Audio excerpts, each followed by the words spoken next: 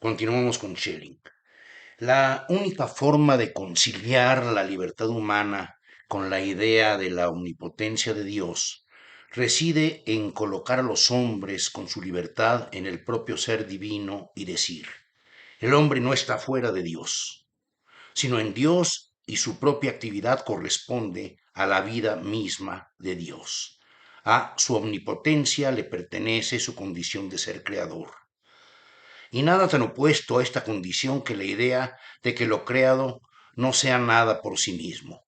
Vuelvo a remitirme a Schelling. Dios no es un Dios de los muertos, sino de los vivos. No se puede comprender cómo el más perfecto de todos los seres podría encontrar su deleite aún en la más perfecta de las máquinas posibles. Sea cual sea el tipo de consecuencia que podamos concebir de los seres respecto a Dios, en todo caso no puede ser nunca de tipo mecánico. Tampoco puede ser emanación en la que lo que emana permanezca lo mismo de aquello de donde ha emanado, esto es, nada propio ni autónomo. La imaginación divina, que es la causa de la especificación de los seres en el mundo, no se limita, como la humana, a concederle a sus creaciones una realidad solo ideal. Las representaciones de la divinidad tienen que ser seres subsistentes por sí mismos. Dios intuye las cosas en sí, solo lo eterno, lo que reposa en sí mismo, la voluntad, la libertad, es en sí. Hasta aquí la cita. Schelling se remite a la distinción kantiana entre fenómeno y cosa en sí, tal y como está formulada por el propio Kant al final de la Estética Trascendental en la Crítica de la Razón Pura. Nuestra condición finita depende del carácter receptivo de nuestra intuición sensible, del ente tal y como nos es dado a través de nuestra representación.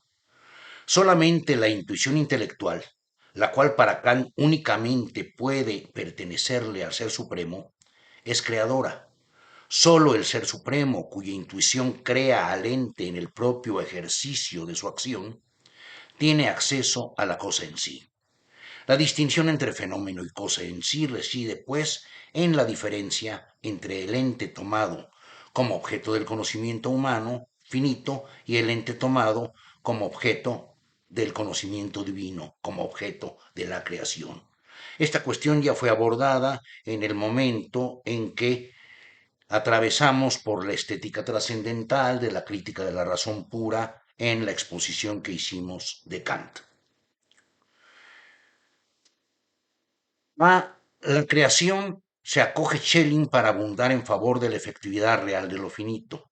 Pero a diferencia de Kant, Schelling no concibe la intuición intelectual como una facultad exclusivamente divina, pues también habita en nosotros esa maravillosa capacidad de retirarnos fuera del tiempo y de intuir lo eterno, por más que no podamos, a causa de nuestra condición finita, permanecer en ese estado. Tampoco suscribe la postulación kantiana de Dios como un mero orden moral del mundo.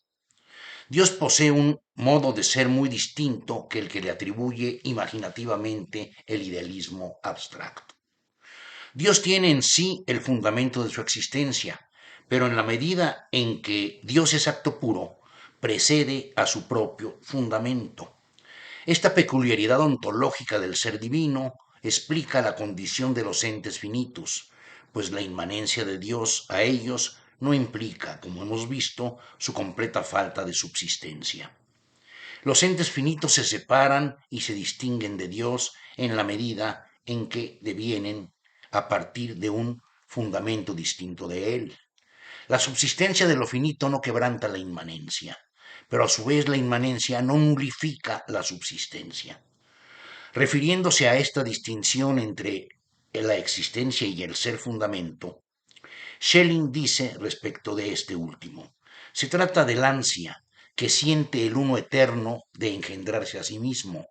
Esta ansia no es el propio uno, pero sí es con él igualmente eterna. Quiere engendrar a Dios, esto es, a la unidad insondable, pero precisamente por ello la unidad no está todavía presente en ella. De ahí que considerada en sí misma sea voluntad, pero voluntad en la que no hay ningún entendimiento. Con todo, es una voluntad que quiere el entendimiento. Es el ansia y deseo de entendimiento. Una voluntad que no es consciente, sino que presiente y cuyo presentimiento es el entendimiento. Hasta ahí la cita. Sigo refiriéndome al estudio elaborado por Schelling acerca de la esencia de la libertad y los objetos relacionados con ella. Schelling habla en términos de ansia, deseo, oscuridad, para referirse a la voluntad como lo auténticamente originario.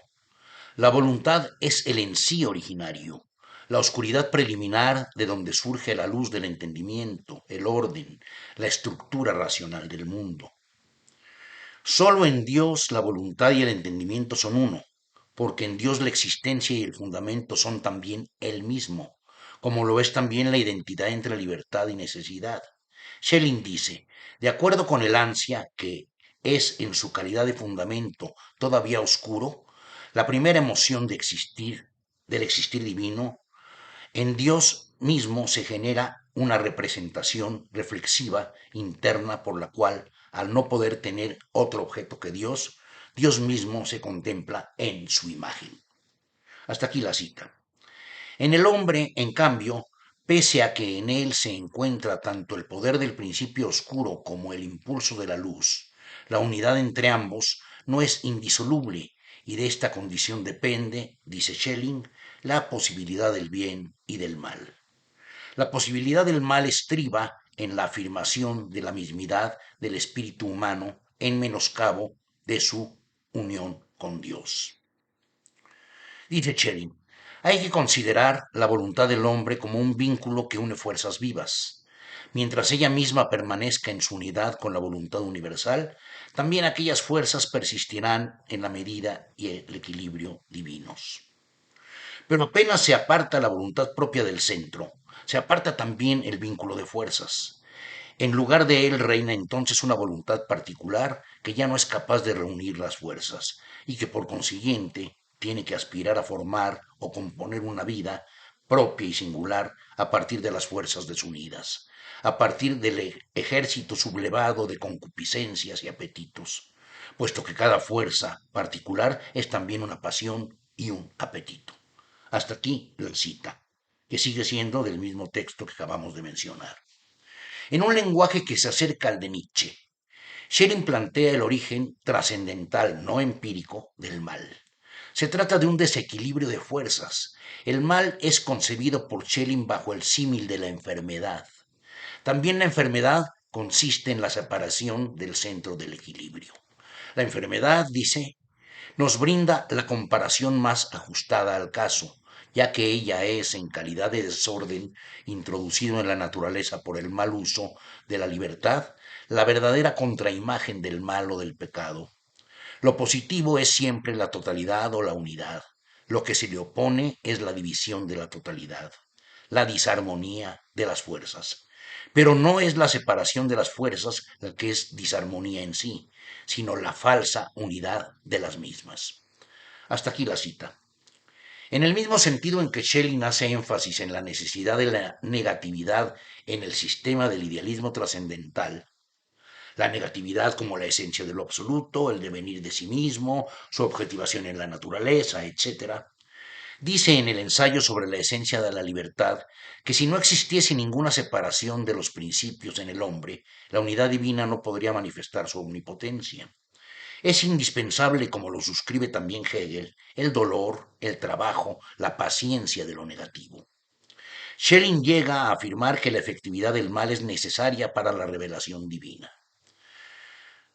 Cito, pues no se trata sólo de explicar cómo el mal se realiza en el hombre singular, sino de explicar su eficacia universal, o de qué modo puede, a título de principio indiscutible universal, siempre en lucha con el bien, haber irrumpido en la creación.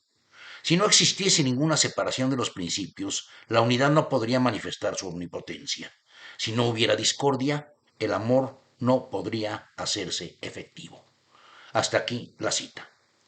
Ahora bien, aunque el ensayo sobre la libertad contiene una ingente cantidad de cuestiones dignas de analizarse y detenerse en ellas, vamos a dejar hasta aquí esta obra para referirnos a la producción de Schelling menos conocida, su última filosofía, la cual tuvo a bien denominar bajo el título de Filosofía Positiva. Como lo podemos advertir en el escrito que acabamos de exponer, el discurso de Schelling cambia notoriamente de lenguaje. Ya no encontramos la terminología común de las obras anteriores. Pareciera como si Schelling se hubiera apartado del idealismo ortodoxo que caracteriza a todas las obras que escribió desde 1794 hasta los últimos agregados y matices sobre la filosofía de la naturaleza de 1807. No obstante, como ya lo señalamos en su momento, no existen fracturas propiamente dichas en su pensamiento, mucho menos una variedad dispersa de temas inconexos. Lo que sucede es que el pensamiento de Schelling paulatinamente va cobrando cada vez mayor originalidad. Como lo hemos visto, ya desde su primer distanciamiento de Fichte, Schelling introduce innovaciones y cambios, unas veces sutiles, otras mayormente profundos y radicales, los cuales provienen de las intrincadas discusiones que mantuvo con sus coetáneos a lo largo de los primeros 15 años de su producción intelectual. No es gratuito que a raíz de la publicación de la Fenomenología del Espíritu de Hegel en 1807 se inicie para él una nueva etapa en la que su visión general de la filosofía se presente declaradamente como una posición heterodoxa con respecto al racionalismo dominante del hegelianismo incipiente. Como no es extraño tampoco que la figura pública de Schelling quedara eclipsada a partir del enorme impacto de Hegel en la vida intelectual y académica de la época, y que esa situación haya influido en su ruptura con él. Entre 1811 y 1815, Schelling escribe Las Edades del Mundo. Es justamente en ese período cuando tienen lugar sus primeros atisbos de lo que habrá de culminar en la llamada filosofía positiva, que es la parte de la obra de Schelling completamente original y propia de toda su vasta producción. Su intención es cambiar el enfoque y las categorías que habían sido los conceptos fundamentales de toda su obra anterior, a la cual se refiere ahora bajo el nombre genérico de filosofía negativa y cuya culminación identifica en el sistema del idealismo trascendental. El punto central de este giro estriba en dejar de pensar el ser como esencia para dirigir la mirada al ser como existencia. De alguna manera ya estaba anunciada esta inquietud en la crítica a Fichte. Este mundo no puede disolverse sin más en un mero producto de la autoconciencia de Dios. De ahí la necesidad de una filosofía de la naturaleza. En el sistema de la identidad se conserva la misma idea. El no yo no es una mera representación del yo. La naturaleza tiene una existencia real y propia, y junto con el espíritu forma parte del todo. La verdadera identidad es la conciliación entre la filosofía trascendental, la filosofía del yo, con la filosofía de la naturaleza, tal y como ya lo dijimos varias veces más atrás.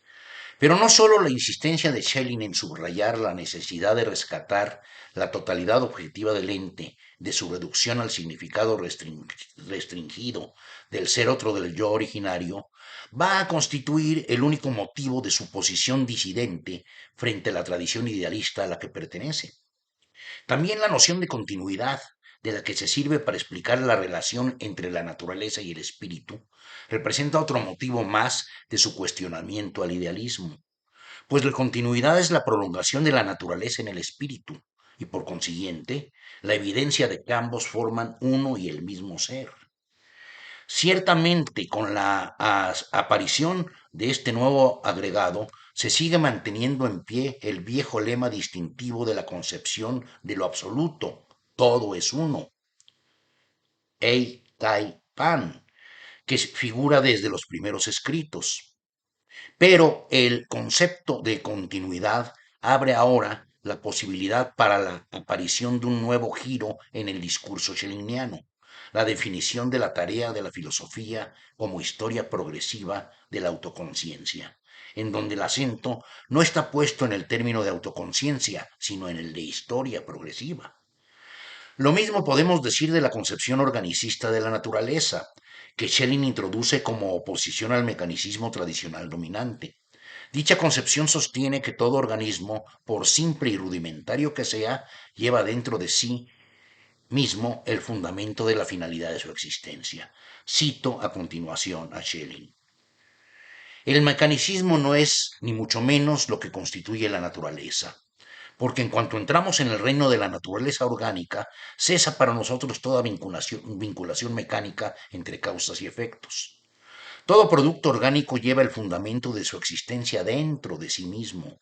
Ni una de sus partes singulares pudo surgir si no fue en este todo, y este todo a su vez solo consiste en la relación de acción recíproca entre sus partes.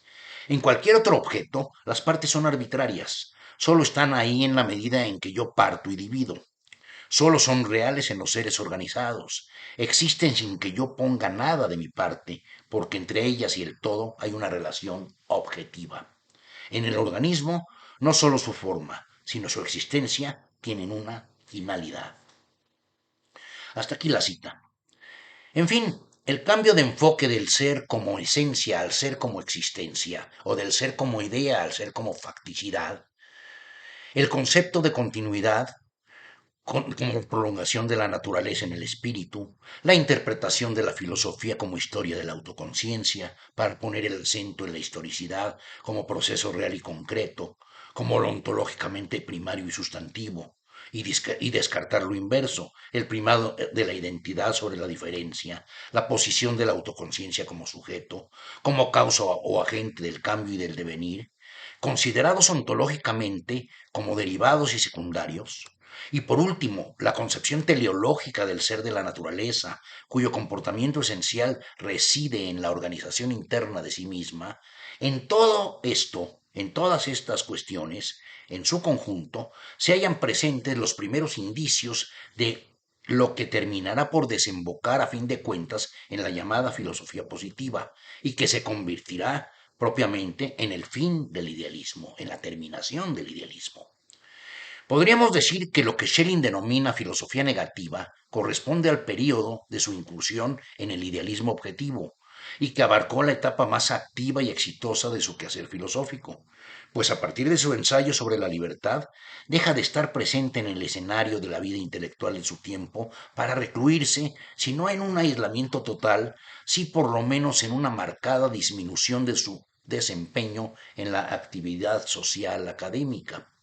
Esto no significa, sin embargo, que Schelling haya abandonado la filosofía por entero, sino que sus nuevos proyectos se convierten en una multiplicidad de fragmentos inconclusos y dispersos que hasta después de muchos años, 1841-42, adquieren por fin un orden y se dan a conocer públicamente bajo el nombre genérico ya mencionado, de filosofía positiva, dividida en dos partes, filosofía de la mitología y filosofía de la revelación.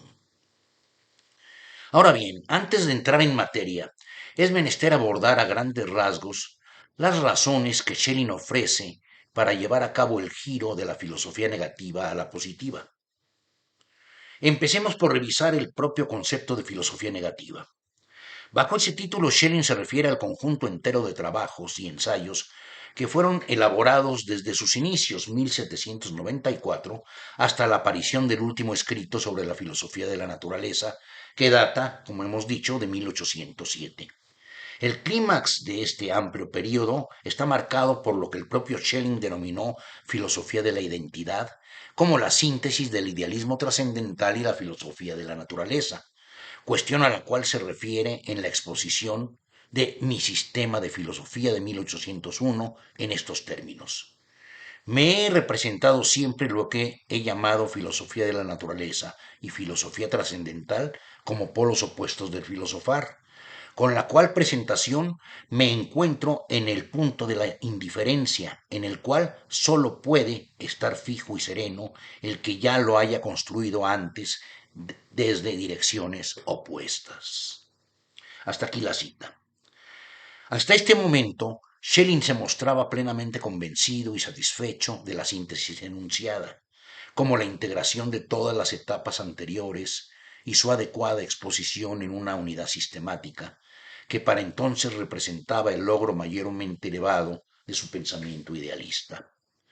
Pero va a ser precisamente la filosofía de la identidad el punto álgido de su posterior inconformidad cuando declare abiertamente que el defecto de esa exposición consistió en no haber puesto lo positivo fuera de sí, es decir, haberle otorgado a la prioridad, a la identidad en menoscabo, a la haberle otorgado la prioridad a la identidad en menoscabo de la diferencia. En realidad, lo que desarrolla Schelling bajo el nombre de filosofía negativa no es otra cosa más que la crítica al racionalismo imperante que alcanzó en la figura de Hegel su expresión más contundente y conspicua. Frente al idealismo que él mismo asumió y cultivó a lo largo de toda su primera producción filosófica, ahora pretende reivindicar el realismo, argumentando que la visión idealista adolece del defecto de fijar la atención en el aspecto de la esencia o quiridad de los seres, tanto de Dios como del mundo en su totalidad, descuidando el aspecto de su existencia positiva o efectividad. De ahí que proceda a explicarlo todo desde el plano del entendimiento y la razón, mediante puros conceptos o representaciones ideales. Por eso sostiene Schelling que la filosofía negativa también puede ser denominada filosofía racional, porque en ella la razón lo engloba todo. La propia noción de Dios como ente supremo tiene en la filosofía negativa su más fidedigna representación en la figura del concepto. Pero en esa figura se trata de la imagen ideal de la esencia del ser divino, no de su existencia como entidad fáctica y actual. No obstante, la filosofía negativa no constituye para Schelling una empresa inútil y errónea. Su limitación estriba en que es una tarea incompleta, a la que hay que agregar justamente lo que ella relega y omite, la positividad, la existencia, la dimensión fáctica y concreta de lo real. Ya desde 1821, Schelling había dictado sus primeras lecciones sobre el cambio de dirección de su pensamiento, pero no va a ser sino hasta 1841, cuando atendiendo a un llamado del rey Guillermo IV de Prusia, cuya intención era combatir la sobrevivencia del hegelianismo, cuando Schelling retorna a la cátedra y da a conocer de manera formal su nueva filosofía. En 1841 edita por fin sus escritos sobre filosofía de la revelación y filosofía de la mitología, que son las dos partes de la que consta la llamada filosofía positiva. El tema central ahora es el ser, pero el ser en su totalidad, Dios y el mundo. Schelling no abandona el problema de lo absoluto como el asunto fundamental de la filosofía. Pero ahora ya no se trata del ser en su esencialidad pura, filosofía negativa, sino del ser en su efectividad concreta. Todo lo que había sido puntos de discrepancia en sus obras anteriores cobra ahora el lugar preponderante. Cuestiones tales como la materialidad de la existencia de la naturaleza, la vida como actividad, la historia como ser empírico, el ser como voluntad, la voluntad en lugar de la razón, la libertad en vez de la causalidad, la facticidad del ser como proceso, el devenir llevado a primer plano, todo esto que se encuentra diseminado a lo largo de todos sus escritos anteriores, ahora aparece concatenado en la filosofía positiva, cuya tarea estriba primordialmente en explicar, en términos fácticos, experienciales, diría Schelling, el origen y existencia de las cosas. Para ello es necesario salir del lenguaje conceptual del idealismo racionalista. La primacía del concepto, la idea, la razón, la lógica y en consecuencia la subordinación del orden de lo real al orden del pensamiento. Es necesario desfetichizar la idea de esta primacía y volver la mirada a la realidad concreta. Sin embargo, esto no quiere decir en manera alguna que Schelling deseche por completo la validez de la filosofía negativa o racional, en cuyo desarrollo él mismo participó durante muchos años. Lo que Schelling pone en tela de juicio es la relatividad de la validez de dicha filosofía, pues si bien es cierto que es imposible negar que la razón es la facultad creadora de la reflexión filosófica, También es verdad que la razón encerrada en sí misma acaba por apartarse de la realidad y engendrar un mundo ideal construido a priori cargado de quimeras. Por eso hace falta el complemento que proporciona la filosofía positiva, la dirección de la atención al mundo empírico. Cito a Schelling. Ahora quiero únicamente declarar de forma breve que la filosofía positiva no parte de aquello que solo es en el pensamiento, pues si así lo hiciera, recaería en la filosofía negativa, como tampoco de cualquier ser presente en la experiencia. Si ella no parte de algo existente en el pensamiento, ni en general del puro pensamiento, partirá de lo que está antes y fuera de todo pensamiento, por tanto, del ser.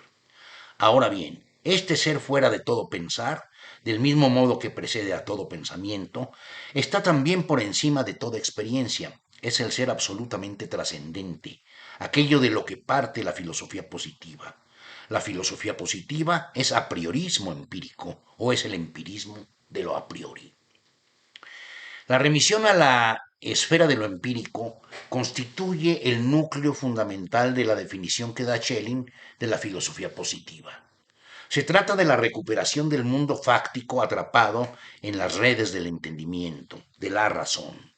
Schelling opone el mundo de la existencia concreta al universo ideal de la lógica. En el mundo, dice, hay evidentemente algo más que la mera razón, algo que sobrepasa y desborda esos límites. Ahora bien, en la filosofía positiva juega un papel central la noción de historicidad. El mismo Schelling, hacia el final de su vida, habla en términos de filosofía histórica, pero ya no se refiere al antiguo tema de la historia de la autoconciencia de la época de la filosofía de la identidad. Schelling ahora impugna la concepción racionalista hegeliana de la idea absoluta, entendida lógico-conceptualmente como sujeto, en función de la cual la historicidad hace las veces de un simple predicado que corresponde al comportamiento del ser dialéctico de lo absoluto hipostasiado. La negatividad, el acaecer, el devenir de sí mismo, la historicidad circunscrita a la significación metafísica del modo de ser propio del ser sujeto.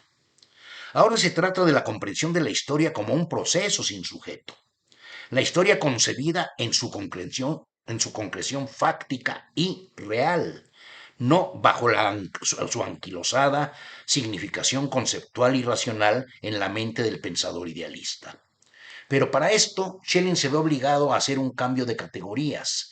Es menester sustituir a la autoconciencia lógica o autoconciencia reflexiva por la existencia tomada en su positividad y efectividad. Asimismo, hace falta dejar de identificar al espíritu con la razón para concebirlo en toda su profundidad y plenitud como vida. De la misma manera, es preciso tomar en serio la condición temporal de los individuos reales y concretos y advertir que el pasado no es una dimensión del tiempo concluida, desaparecida y por lo tanto desligada del presente, sino que el pasado se prolonga en el presente y entra a formar parte de su constitución.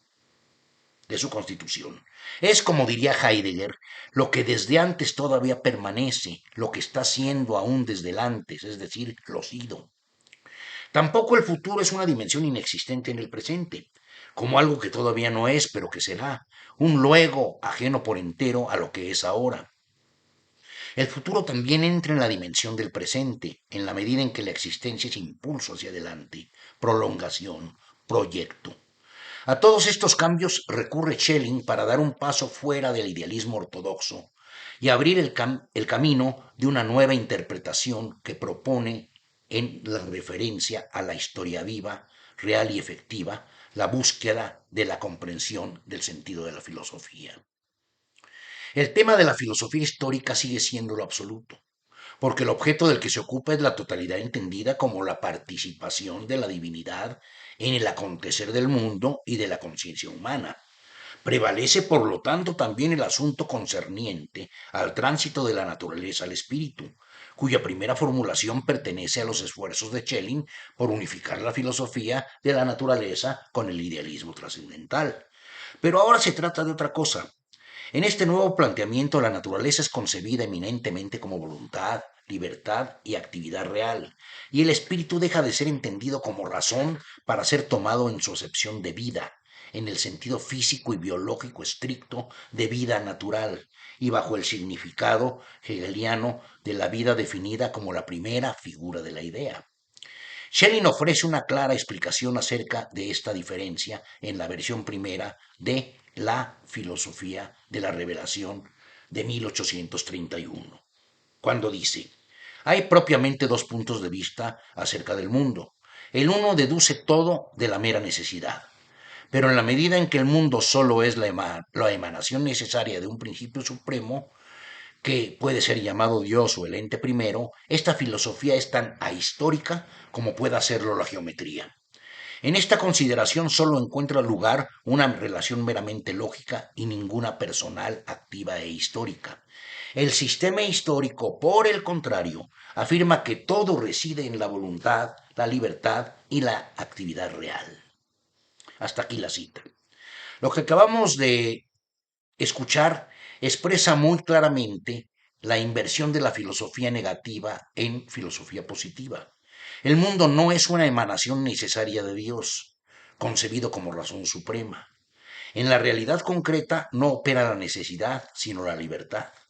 La historia entendida como el acaecer universal no es la manifestación de la voluntad divina trascendente a la obra de la creación, pues por más que el idealismo absoluto afirme la inmanencia de Dios al mundo, siempre finalmente reincide en el primado de lo infinito sobre lo finito, de la identidad sobre la diferencia, del ser sobre la manifestación. Es forzoso de entrada sostener lo contrario, la primacía de la voluntad, de la libertad, el acaecer real, sobre el orden racional a priori, tomado como la causa suprema de la totalidad de lo existente. Schelling explica la participación de Dios en el acontecer histórico universal a partir de la duplicidad. Filosofía de la mitología y filosofía de la revelación. Para entender esta división es preciso antes que nada tener en cuenta que la llamada filosofía histórica consiste en la tarea propiamente dicha de la filosofía positiva. Su objeto es la totalidad. Dios, la naturaleza y el espíritu pensados en su unidad omniabarcante e indisoluble. No se requiere cavilar demasiado para reparar en que se trata de la introducción de una terminología de corte religioso. La filosofía de la mitología se refiere al pasado, la de la revelación al presente y al futuro. Lo primero que tenemos que preguntarnos es por la razón de ser de esta peculiar e insólita nomenclatura empleada por Schelling para la elaboración de la filosofía positiva en tanto que filosofía histórica. En principio, tenemos que deslindar lo que Schelling entiende bajo ese epíteto de lo que tradicionalmente se concibe como filosofía de la historia en su acepción común y corriente. Como sabemos, con este término se designan todas aquellas concepciones que aspiran a comprender la historia universal en su totalidad, de acuerdo con un principio a partir del cual los acontecimientos particulares se articulan en su sucesión y se dirigen hacia un fin último. El modelo por excelencia de estas concepciones es la ciudad de Dios de San Agustín. En ella están reunidos los elementos fundamentales que caracterizan a las filosofías de la historia posteriores. La representación lineal e irreversible del tiempo, la imagen atemporal de la eternidad y la creencia en el destino humano como un devenir teleológico. De acuerdo con esta óptica, el acontecer de la vida humana en su conjunto no es azaroso, caótico ni contingente. Obedece, por el contrario, a un plan preestablecido. Sea que se invoque de manera expresa a Dios como creador y salvador del mundo, o que se crea simplemente que al despliegue del acontecer histórico le es inherente una racionalidad interna que lo determina y lo rige todo, en cualquiera de los dos casos da lo mismo. La historia tiene un rumbo prefijado de antemano. Existe una necesidad inmanente que la somete y la guía, la cual solo podemos conocer cuando nos elevamos del plano de la particularidad de los acontecimientos al de la generalidad del acaecer de la vida humana en su conjunto. Incluso aun cuando se piense que la naturaleza del hombre es la misma siempre. Ello no obsta para creer que de todos modos se registra un progreso, un gradual perfeccionamiento en la conciencia que la humanidad tiene de sí misma a través de la historia. La filosofía histórica de Schelling no comparte ninguna de estas ideas. En primer lugar, para él Dios no está fuera de la historia. No es la razón suprema, estática y eterna bajo cuyos designios transcurre el tiempo humano encaminado al cumplimiento de un fin último que necesariamente habrá de realizarse. En la historia no rige ninguna necesidad ineluctable. Para Schelling nada existe de antemano, todo es producción, acaecer, actividad. La historia es esencialmente libertad, devenir abierto. Tampoco es el despliegue de la autoconciencia de la razón. El tiempo humano no es la dimensión en la que la razón se exterioriza para saber de sí misma. El tiempo no es exterior a la existencia divina. Dios también es histórico. Su historicidad se manifiesta en la diversidad de formas de conciencia religiosa que el hombre tiene de él, porque esta diversidad corresponde a la historia progresiva de su revelación ante la condición humana. En esta historia progresiva, Schelling identifica dos momentos fundamentales, a los cuales se refiere de diferentes maneras: el politeísmo y el monoteísmo, el paganismo y el cristianismo, la religión mitológica y la religión revelada, la religión natural y la religión libre. En las cuatro modalidades, el primer término de cada dicotomía corresponde a la dimensión temporal del pasado. Lo que le interesa ante todo a Schelling es penetrar en la conciencia religiosa de las civilizaciones antiguas: India, Egipto, Grecia, en el sentido justo en el que Schelling entiende la historia de Dios como la historia progresiva de su revelación al hombre. Del pasado destaca las mitologías teogónicas y cosmogónicas, sin cuya comprensión no es posible considerar el comienzo de la historia en el sentido en el que Schelling emplea este concepto para referirse a la totalidad unitaria, Dios, el mundo y el hombre. Como tampoco es posible entender, sin esta remisión a la conciencia religiosa del pasado, el surgimiento del cristianismo y su significado como religión revelada. La filosofía de la revelación es la parte de la filosofía positiva que corresponde a las dimensiones temporales del presente y el futuro, y en ese tenor representa el complemento necesario de la filosofía de la mitología.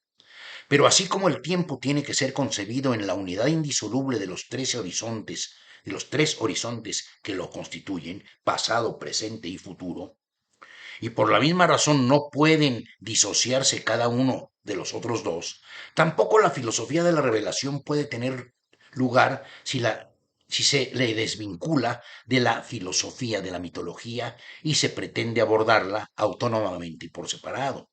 Tanto más cuanto la revelación que Schelling atribuye exclusivamente a la religión cristiana representa en el contexto de la filosofía histórica la superación propiamente dicha de la mitología. Mitología y revelación son entonces dos momentos diferenciados de la manifestación de la existencia de Dios en la conciencia humana. La primera corresponde a la edad temprana de la historia, en la que la manifestación de Dios se halla atrapada en la oscuridad del sentimiento, en las tinieblas y profundidades insondables de la naturaleza, sin aparecer todavía en la claridad y transparencia del concepto. Por eso la mitología corresponde a la religión natural, a la relación de inmediatez del hombre con la divinidad. Es el cristianismo la forma de conciencia religiosa que libera al hombre de esta condición de inmediatez. La manifestación de la existencia de Dios no puede permanecer en este nivel incipiente. Tiene que ser superada mediante el advenimiento de un hecho empírico que para el caso es la encarnación de Dios en la condición humana real y concreta, la figura histórica de Cristo. De ahí que insista Schelling en que el cristianismo debe ser concebido como la revelación de Dios que libera a la conciencia religiosa mitológica de su condición natural y carente de fundamento. Dice: el verdadero contenido de la revelación no es otro que una historia superior, que va desde el comienzo de las cosas hasta su final. La filosofía de la revelación no es otra cosa que explicar esta historia superior. Bajo la revelación, a la que consideramos como lo opuesto a la mitología o el paganismo, no entendemos otra cosa que el cristianismo. El contenido propio del cristianismo es única y exclusivamente la persona de Cristo. Todo el conjunto de la creación, es decir, el gran desarrollo completo de las cosas, va desde el Padre, por medio del Hijo, al Espíritu. Hasta aquí la cita de Shelley. Nuestro autor sostiene la superioridad del cristianismo sobre el paganismo, o lo que es igual, del monoteísmo sobre el politeísmo. La religión de la revelación supera a la de la mitología. En ese sentido piensa igual que Hegel. También para este, el cristianismo es la religión revelada, o la religión consumada, como a veces la nombra. Pero mientras para Hegel se trata de la manifestación más elevada de la representación religiosa de lo absoluto, concebido como razón o espíritu, para Schelling, en cambio, el conocimiento de Dios no puede consistir en su representación a priori como la del espíritu absoluto encerrado en la autoconciencia de su concepto puro, simplemente porque el auténtico ser divino no es la razón, sino la voluntad de manifestarse. Y dicha voluntad solo es susceptible de conocerse a posteriori, como acción, como ejecución, como realización efectiva. En eso consiste el empirismo de Schelling. Pero además, porque en última instancia de nada serviría para la conciencia la posesión de la pura idea a priori de Dios, mientras de ella no pudiera extraerse ni derivarse nada real y tangible para la existencia de la vida humana concreta. Por eso, para Schelling, la importancia del cristianismo radica en la cercanía que tiene para el creyente la representación del ser real, personal y vivo del Dios Padre, a través de su encarnación en el Dios Hijo, es decir, en la figura sensible de Cristo, como ser humano de carne y hueso, capaz de tener y experimentar las mismas necesidades, sentimientos y pasiones que les son inherentes a todos los hombres, y lo convierten, por ende, en un ser semejante a nosotros. Schelling insiste por eso en la duplicidad de la imagen de Cristo, como Hijo de Dios, Redentor del mundo, sobrenatural y eterno, y al mismo tiempo como ser humano natural y finito. Por otra parte, marca el acento en el papel de la fe cristiana sobre el cumplimiento inexorable de los designios de Dios acerca del desenlace real y efectivo del destino del acontecer mundano. Porque la historia del mundo es también la historia de la intervención irremisible de la voluntad divina en el acaecer de todo lo que existe. Dios es esencialmente voluntad, pero solamente la filosofía positiva muestra la verdadera esencia divina en su cabal significación y valor, a diferencia de la filosofía negativa que prioriza la razón por encima de la voluntad y de las consecuencias fácticas de su ejecución. Vamos a remitirnos a un pasaje de la filosofía de la mitología, donde Schelling se refiere expresamente, por una parte, a la orientación empirista de su filosofía positiva y por la otra explica el carácter a posteriori de la única prueba válida de la existencia de Dios que la filosofía positiva puede reconocer y avalar. Cito, la filosofía positiva no es empirismo, al menos en cuanto no parte de la experiencia. Pero si la filosofía positiva no parte de la experiencia, nada impide que desemboque en la experiencia y en consecuencia pruebe a posteriori lo que ella tiene que probar, que su prius es Dios, o sea, lo que es por encima de lo existente. En efecto, aquello de lo que ella parte a priori no es Dios, solo a posteriori es Dios. Para expresarme con total claridad, el prius absoluto mismo no debe ser demostrado. Él está por encima de toda prueba. Es el comienzo absoluto, cierto por sí mismo. Por tanto, él mismo, el prius absoluto, no debe probarse, sino que son las consecuencias que surgen de él las que deben ser probadas fácticamente, y con ello la divinidad de ese prius, que es Dios, y por eso, y por tanto, que Dios existe. Hasta aquí la cita. Volvamos a hacer hincapié en este punto. El núcleo fundamental de la religión revelada consiste en la figura de Cristo como encarnación de Dios en la condición natural del hombre, no en la representación esencial de Dios como razón universal suprema. Para Schelling, la consabida idea aristotélica del ser divino como motor inmóvil o como el pensamiento que se piensa a sí mismo no tiene influencia ni repercusión alguna en el plano de la ejecución de la acción humana. Lo mismo sucede con la determinación ontoteológica de Dios como sujeto absoluto, tal y como la propone el idealismo de Fichte o el de Hegel. Para Schelling, en ambos casos, por más que se sostenga la inmanencia de Dios al mundo, de todos modos, a fin de cuentas, la realidad empírica permanece ajena, separada y externa de la condición divina. Exactamente tal y como acontecía con la doctrina platónica de la trascendencia de la realidad suprasensible respecto del mundo material empírico. Schelling hace énfasis en la necesidad de superar dentro del cristianismo la creencia en Dios como causa final de todas las cosas, Aristóteles, o como garante de la ley moral, Kant, o como simple objeto de culto y contemplación, el catolicismo medieval. Esta es la superación que ofrece la filosofía positiva y en donde reside, según su autor, su más encarecida aportación. Aquí terminamos el largo recorrido por toda la obra de Schelling. Ahora procede una suerte de recapitulación, un balance crítico. No cabe duda que este ejercicio resulta obligado en virtud de que se trata de un autor denso, colmado de cambios, de ambigüedades y sorpresivas paradojas. En primer lugar, tenemos que reparar en el hecho de que originalmente Schelling aparece en el panorama filosófico como uno de los pensadores mayormente representativos de la filosofía clásica alemana, y al final termina por convertirse en uno de sus más severos críticos. En la figura de Schelling convergen paradójicamente el inicio y el fin del idealismo. En principio, esta convergencia pareciera ser el indicativo de que se trata de un pensador ecléctico y contradictorio, o en el mejor de los casos, carente de estabilidad y consistencia. Pero el caso es que en el transcurso de la exposición de su filosofía, hicimos hincapié en que las diversas etapas por las que atraviesa la extensa producción de su obra no se debían a la manifestación de oscilaciones caprichosas o de retractaciones y cambios bruscos de puntos de vista reveladores de la falta de firmeza en sus propias convicciones, sino por el contrario, dijimos que obedecían a una creciente labor de profundización y perfeccionamiento de su producción intelectual. Inclusive señalamos que la extendida opinión de que Schelling construyó varios sistemas filosóficos a lo largo de su vida era una idea equivocada, que a pesar de la diversidad que podemos encontrar en él, se devela en su trasfondo un único sistema de pensamiento, en el que todas las variaciones y matices son congruentes con un principio rector fundamental que lo articula y unifica todo, la idea de la filosofía como la reflexión sobre lo absoluto. Así empezamos por interpretar sus primeros distanciamientos de Fichte, el giro de la filosofía trascendental a la filosofía de la naturaleza, la filosofía de la identidad como la unificación de ambas.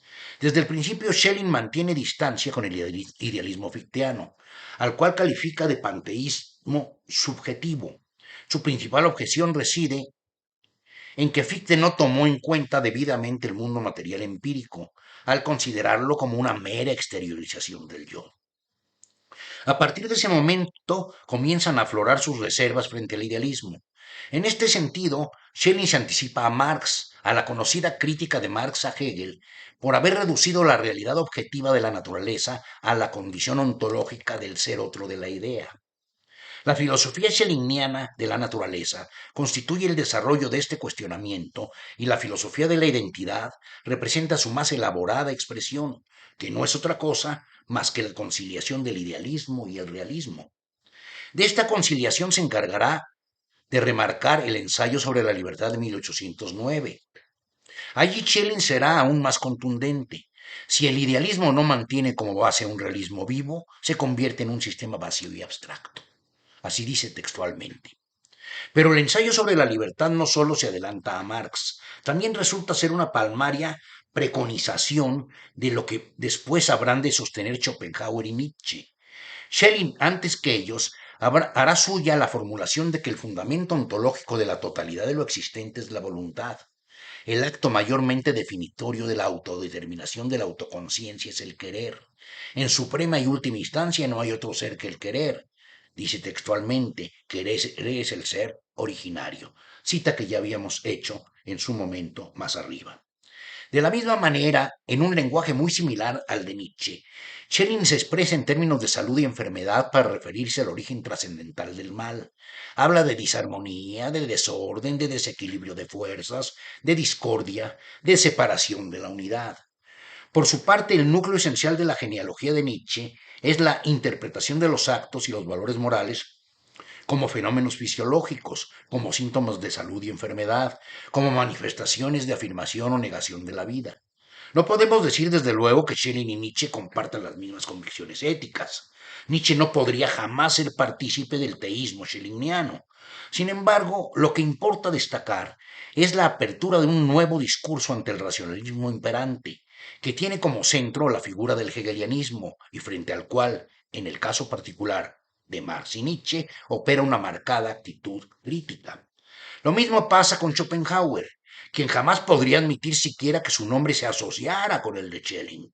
Mucho menos toleraría que se le atribuyera a este algún género de ascendencia sobre él. Kierkegaard es el otro filósofo receptor de la influencia indirecta de Schelling. Igual que los otros tres, no es que Kierkegaard haya sido formalmente hablando un discípulo o prosélito de él. Ciertamente acudió a sus lecciones dictadas en Berlín en el invierno de 1841-42, pero nunca se declaró su seguidor. Como en los otros casos, lo que lo liga a Schelling es su posición anti-hegeliana.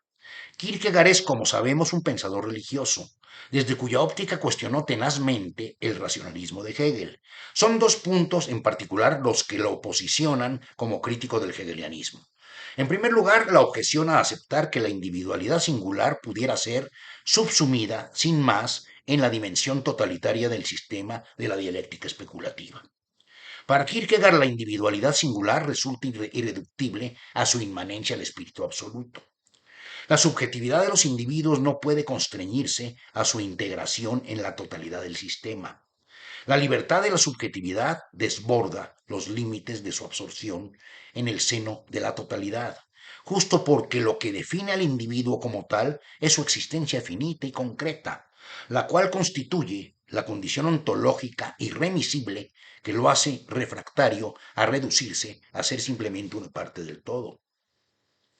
Los conceptos peculiares que emplea Kierkegaard para designar esta condición de finitud son muy elocuentes: soledad íntima, angustia, desesperación y sentimiento trágico de la vida, como bien lo define más adelante Miguel de Unamuno. Por otra parte, la objeción kierkegaardiana al racionalismo de Hegel recae en su exaltación de la fe. La existencia finita de los individuos singulares no puede resolverse en la confianza en su integración al plano de la voluntad divina, inflexible e ineluctable, cuando esta confianza se sustenta exclusivamente en la razón, en menoscabo de las demás facultades humanas.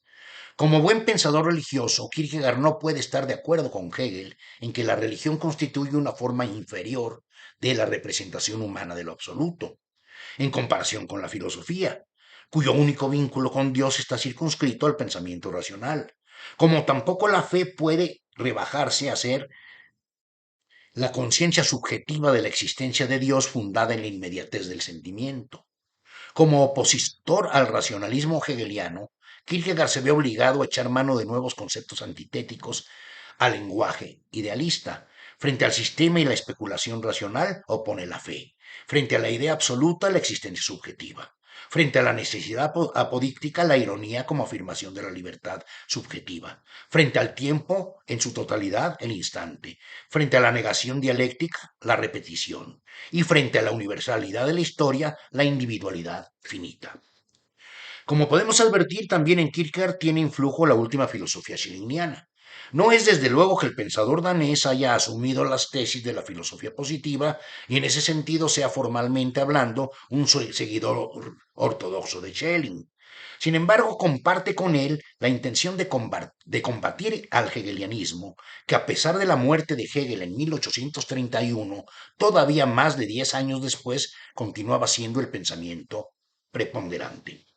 Ciertamente, sabemos bien que la petición de Guillermo IV le hizo, que la petición que Guillermo IV le hizo a Schelling de que regresara a la cátedra para acabar con el dragón del panteísmo hegeliano no prosperó como se tenía pensado, y que las lecciones dictadas por Schelling en Berlín entre 1841 y 1845 no despertaron el interés que se esperaba. Pero ello no quiere decir que su reaparición haya sido un completo fracaso. Con el paso del tiempo, Schelling habría de ser justipreciado y reconocido, si no en la medida en que él hubiera deseado, sí lo suficiente como para que el pensamiento advenidero le concediera el mérito de ser propiamente el primer filósofo que sentó las bases del fin del idealismo alemán. Cuestión por demás paradójica e insólita, pues se trataba nada menos de quien había sido uno de sus principales fundadores. Hasta aquí termina nuestra extensa exposición de la filosofía de Schelling como pensador representante del idealismo clásico alemán. Muchas gracias.